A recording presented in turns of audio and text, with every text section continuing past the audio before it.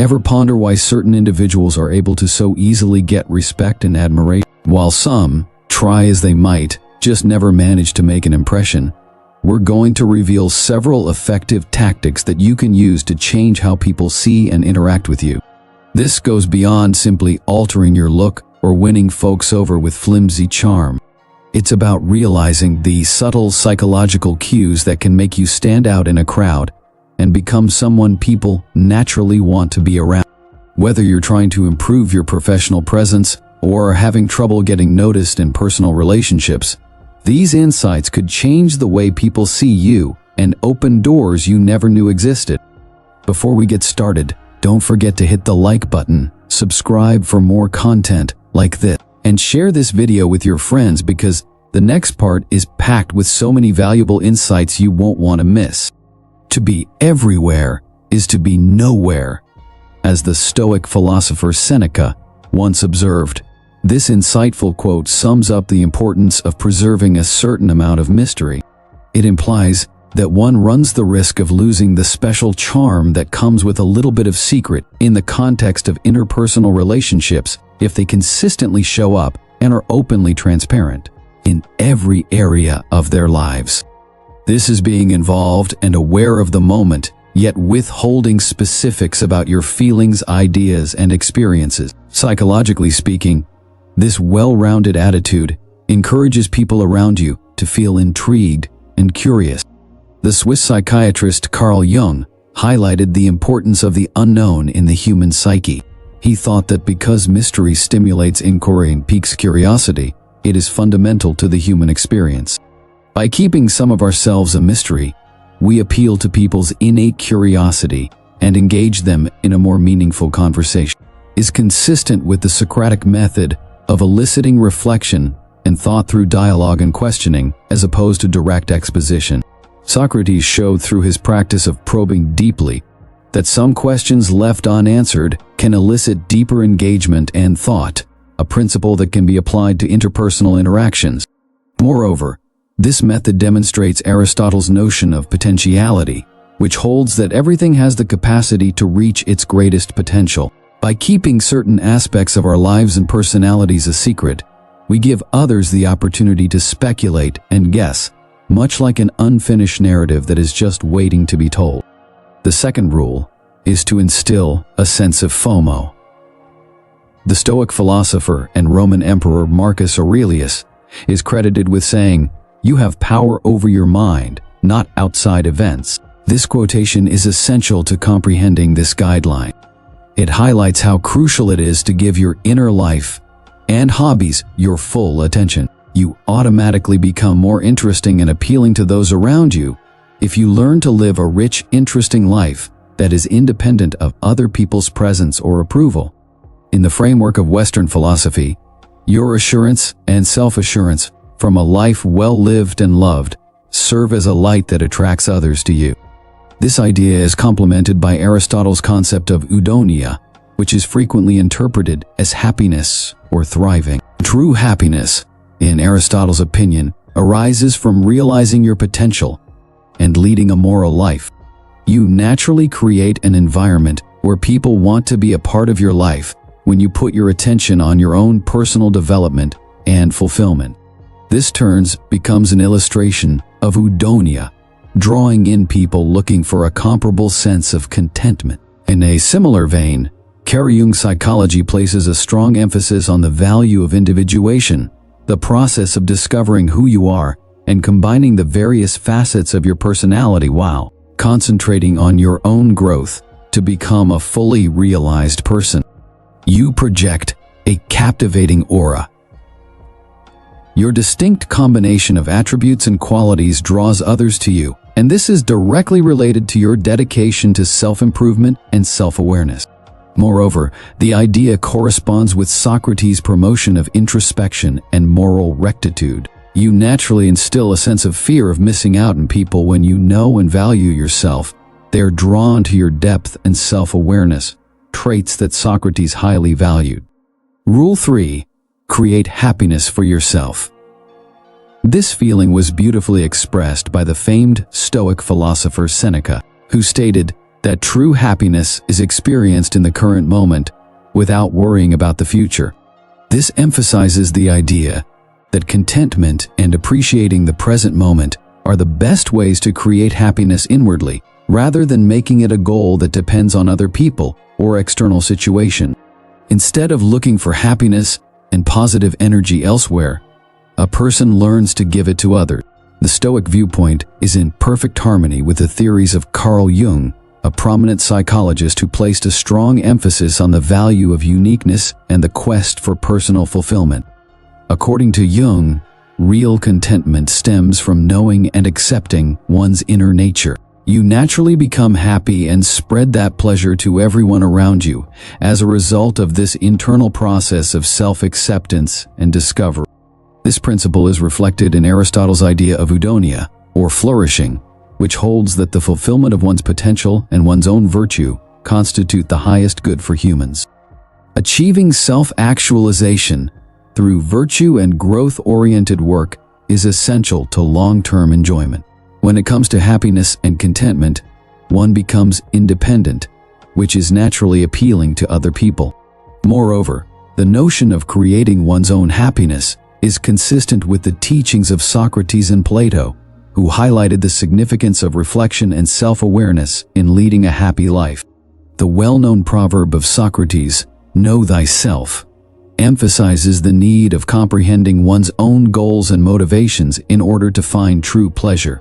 Stoicism places a lot of emphasis on realizing what is under our control and letting go of what is not Epictetus, because it is a useful and often unavailable virtue. In his teachings, a Stoic philosopher emphasized the significance of this idea. He suggested making the most of the things under your control and accepting the rest as it comes. When this is applied to the idea of availability, it means that rather than being indiscriminately available to everyone, we should carefully choose how best to spend our time and presence, concentrating on what makes our lives and the lives of others more valuable. Another Stoic philosopher, Marcus Aurelius, talked on the importance of time and how it should be used wisely. His statement, "You could leave life right now and let that determine what you do, say, and think," became legendary. This acts as a reminder of how valuable time is and how crucial it is to use it for worthwhile and psychologically stimulating activities. This rule is consistent with Carl Jung's theories on individuation and self-worth. Jung felt that the key to personal growth was appreciating and comprehending one's uniqueness. Being unavailable occasionally communicates a sound sense of self-worth and self-respect. Others will appreciate you more as a result, since they will see the worth in your presence and time. Furthermore, this situation lends credence to Aristotle's idea of the golden mean, which promotes moderation in all endeavors.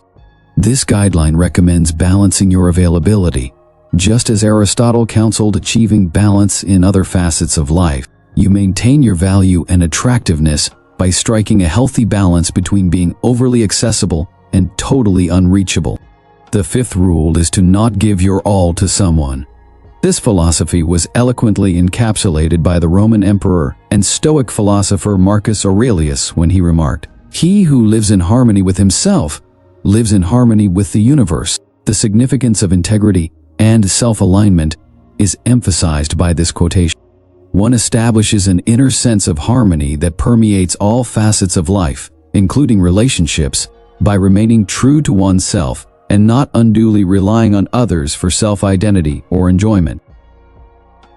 This idea is consistent with the Stoic principle of concentrating on the aspects of our thoughts, deeds, and responses that we have control over.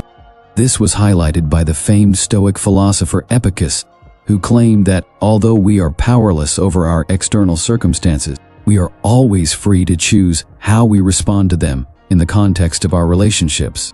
This indicates that, from a psychological standpoint, we can regulate how much of our emotional and mental energy we devote to others, even while we cannot control their actions or sentiments.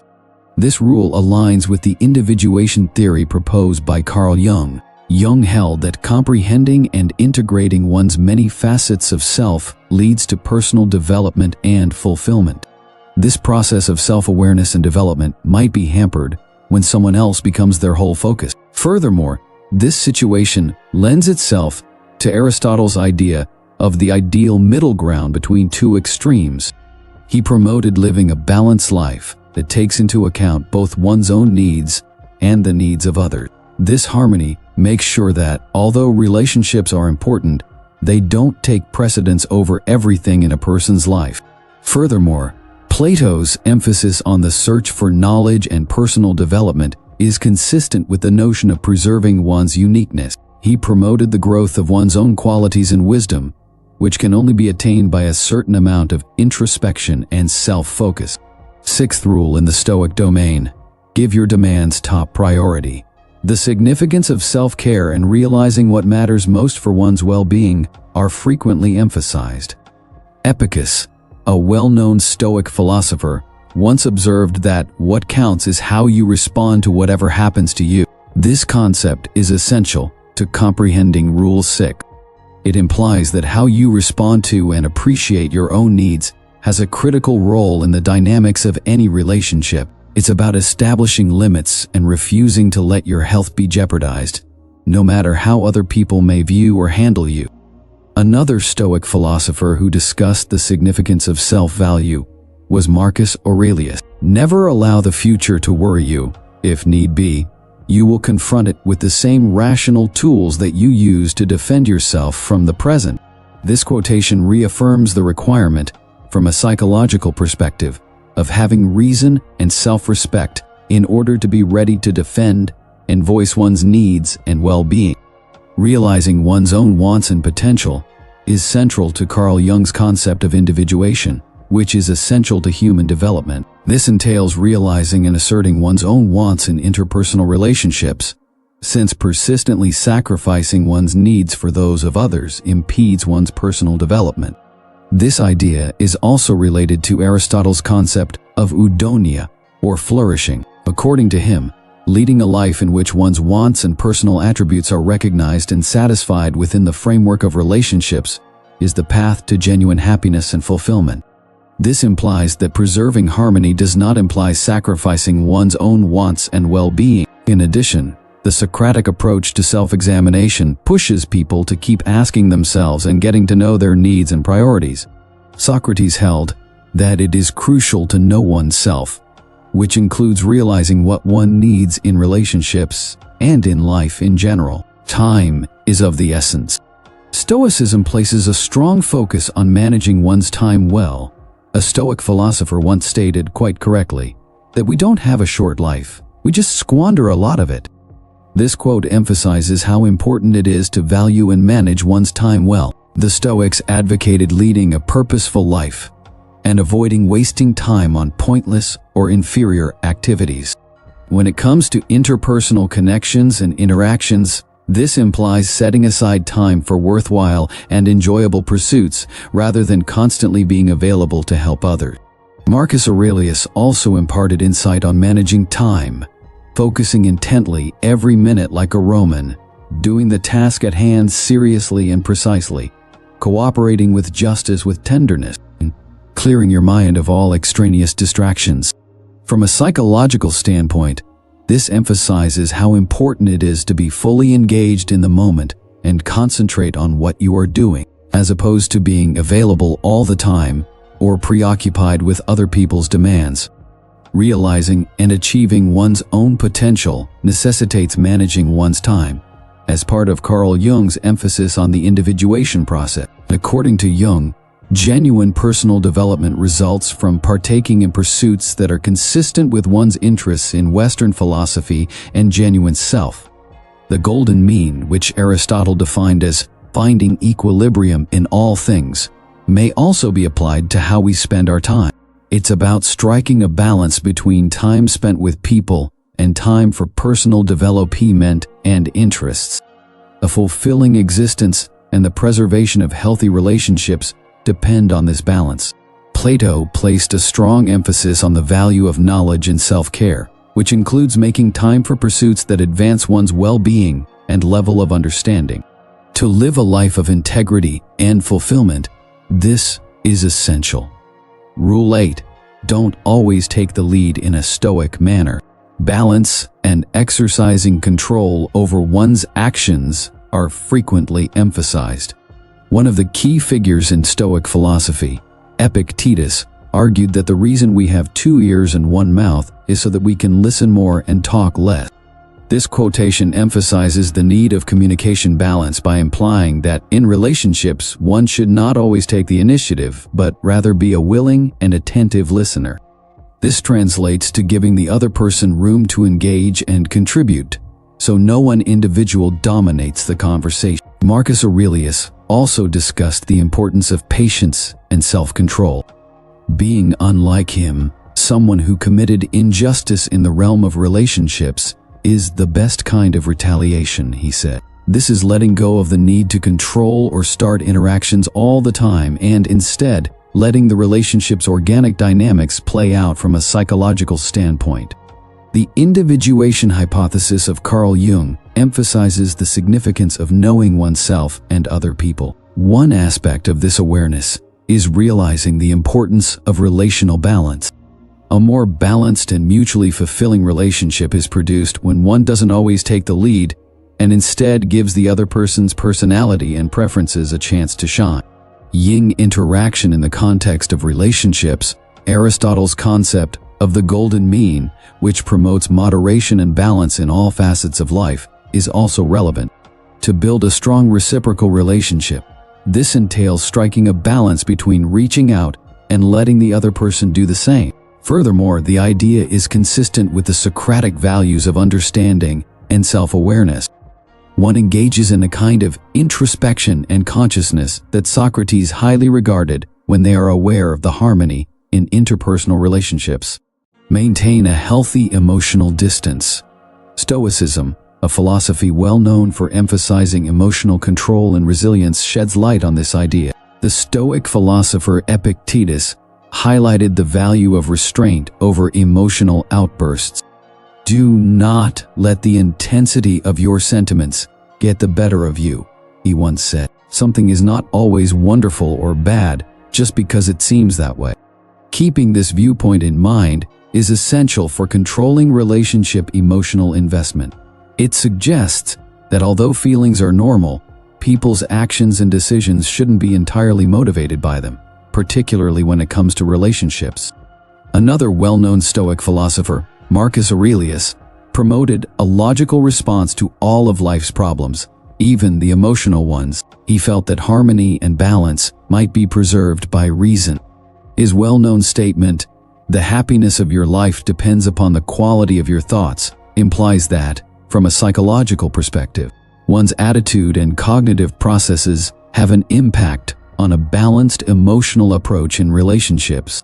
This guideline is consistent with Carl Jung's beliefs regarding the significance of emotional equilibrium and self-awareness. Jung recognized that good relationships and personal development depend on an individual's ability to recognize and comprehend their emotions. He thought that people should aim for individuation, which is the process of striking a balance between their various personality traits, including their emotions. The virtuous middle ground between two extremes is advocated by Aristotle's concept of the golden mean, which can be applied to emotional engagement in relationships. He maintained that virtue is found in moderation, and that the secret to a moral and satisfying relationship is a balanced emotional engagement. Moreover, one might manage their emotional investment by applying the Socratic approach of introspection and analysis. Socrates encourages people to get to know themselves, which includes recognizing their emotional inclinations and developing appropriate coping mechanisms. Rule 10. Prepare to leave. One famous Stoic philosopher and Roman emperor, Marcus Aurelius, claimed that you control your thoughts, not external circumstances. This quotation, which emphasizes the ideas of inner power and liberty, is especially pertinent to this rule. The words of Aurelius serve as a reminder that although we have no control over how other people treat us, we do have total control over how we react to it. We have the right and authority to end a relationship if it does not align with our ideals. This choice is a strong declaration of self-worth and respect, rather than a show of weakness. This idea is also consistent with Epictetus's teachings on Stoicism. According to Epictetus, in the context of relationships, freedom and happiness result from realizing what is under our control and letting go of what is not. This entails accepting that while we have no influence over how other people see or regard us, we do have power over how we engage in these interactions.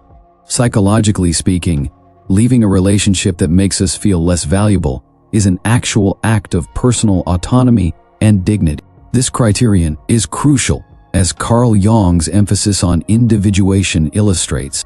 Jung held that self-awareness, which includes appreciating one's value and the contributions one makes to relationships, is the first step toward personal development. One of the most important steps toward personal growth and self-actualization is leaving an environment that does not value these contributions. The concept of knowing when to give up is also related to Aristotle's conception of eudaimonia, or flourishing.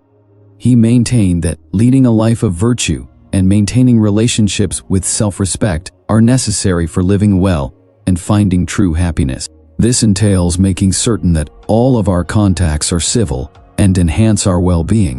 In addition, the Socratic technique of ongoing introspection and knowledge-seeking pushes us to consider our relationships and determine whether or not they uphold our beliefs and recognize our value. As this chapter comes to an end, keep in mind that every action you take to value yourself, embrace your uniqueness, and maintain a healthy balance in your relationships is a step toward living a more purposeful and genuine life. You have the ability to design a life that is consistent with your core beliefs, just as the Stoics did. They believed in the qualities of the soul and the power of the mind. Never forget that if you find value in these ideas, you are the creator of your own fate. Please take a closer look. For additional information about leading a purposeful, balanced, and internally strong life, simply select the playlist displayed on the screen. Recall that your path is unique to you and is determined by the decisions you make. I appreciate you sharing your experience with me. Continue to grow in virtue and intelligence while remaining steadfast and true. Thank you so much for watching Stoic Energy.